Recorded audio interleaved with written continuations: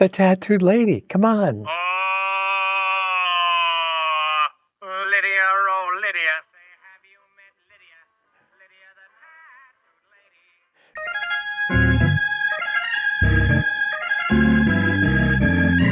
lady. Hi everybody, glad to be with you again for another Gospel Unplugged. This time I am with my exceptionally capable colleague by the name of...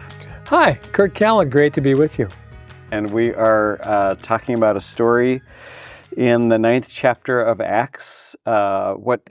Just before I even read it, what interests me is the first half. Most of the 9th chapter is about this conversion of Saul. Yes. And this story kind of scene change cuts back to Peter.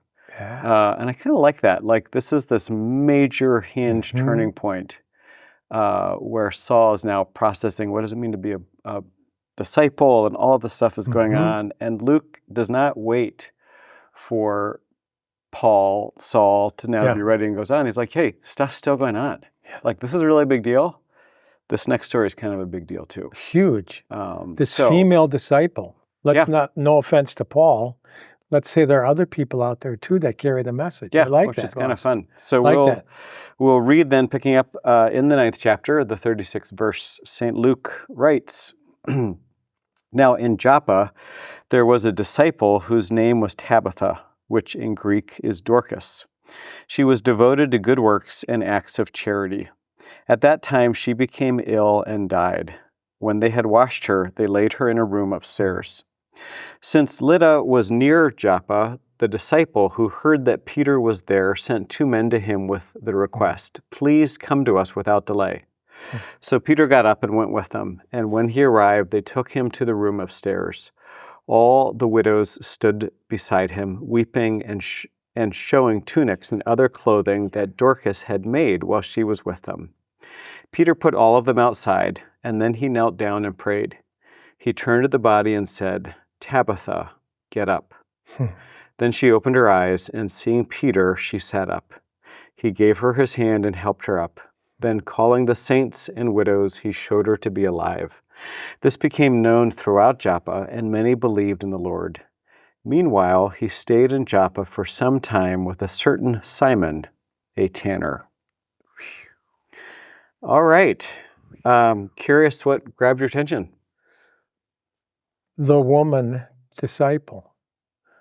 I think it's the first we've heard in Luke. And by the way, thanks for picking Luke for us this summer. The guys in that morning Bible study I have with those rulers, we've been looking at this thing for weeks now, and it's great. Fun. So thank you for the prod to say, let's do this. Yeah. Things that jump off at me is, who is this cool lady that this is the first time we're hearing about her? And she's been doing all these wonderful things for other people. She's been gifted with this. And even at her grave, I mean, not her grave, her funeral, if you will, people are saying, look what she did for me. Look at what she did for me. I thought that was fabulous. Yeah. It reminded me of many of the faithful disciples here, many of them women who also do, I was thinking of our prayer shawl ministry. Yes. And yes. Wouldn't it be neat at some of those funerals, you could bring the things people have made for others, and just as a way of sort of honoring. Yep. I love that they describe her as she was devoted to good works and acts of charity.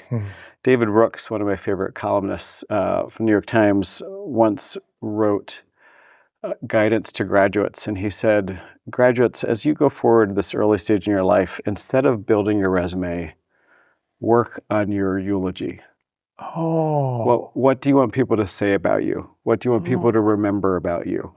Which I thought was such good advice. I like that. Instead of adding things to your resume, think about what you would like people to remember you by. And I thought it was so cool that the line that you choose to remember Tabitha, she was devoted to good works and acts of charity. Yeah. Pretty awesome. Very cool.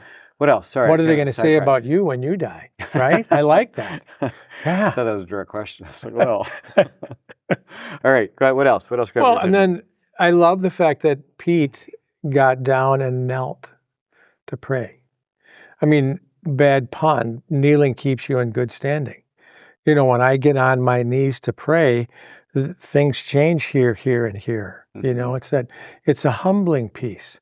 And then I want to know what was the prayer that got this woman from death to life. I know it was all about Christ, and it's going to be a mystery for the rest of our lives, but at the same time, what a powerful prayer. What a powerful God. They didn't teach you that in seminary? No, not even the Benedictines at St. John's didn't teach me that. It's a good one. I must have skipped that class. That was one that was a hook setter. And what if you're at that funeral and this guy comes in and interrupts the funeral? Here are all these people grieving, showing her how great she is, and then Pete comes in, and then she's, what are you going to be doing at that funeral? I go, what happened? What did this? And how many people then were changed from what they were to, I'm going to follow this Jesus guy. Yeah. I thought, too, it was cool that's Peter's first instinct, to get on his knees and pray. I also thought it was cool that when they come a town or so away and say, could you come with us without delay, he gets up and goes. One of the themes of this summer that we've been discovering, and I've been discovering reading through Acts again, or I sort of think they're twin themes. One is the power of the Spirit to overcome things which seem impassable or impossible. Yeah. Hence the series title, Against All Odds. It is with the Spirit's power that this little movement grows. And but the other is, I think, something Pastor Olson Pop mentioned a week or so ago, or a little while ago, about the role of obedience and how regularly when the Spirit speaks or when someone asks and you obey, all kinds of possibilities open up. And when you put those two together, a willingness to follow the Spirit and the power of the Spirit, amazing things happen. So kind of fun. And he gets interrupted and changes like that. Yeah. And I want to know. One of your favorite lines. Yeah. What do you do when the interruptions come? Yeah. Are you going to react to that or respond to that? Yeah. You said, no, I'm too busy. I got to kick you out now because I'm really important. Or who shows up in the interruption? Yeah. Ministry happens in the interruption. It's beautiful. Bingo. Great example. Yeah. Yeah. Super Maybe fun. that's another question.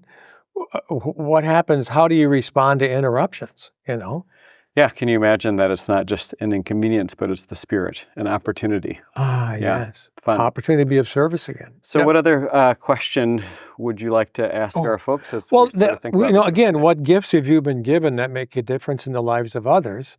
Here's this Tabitha, she's doing things for others, not because she has to, because she does. I mean, it's that somewhere along the line, as an apostle, she heard the story of Christ, changed her life, and let's go do stuff.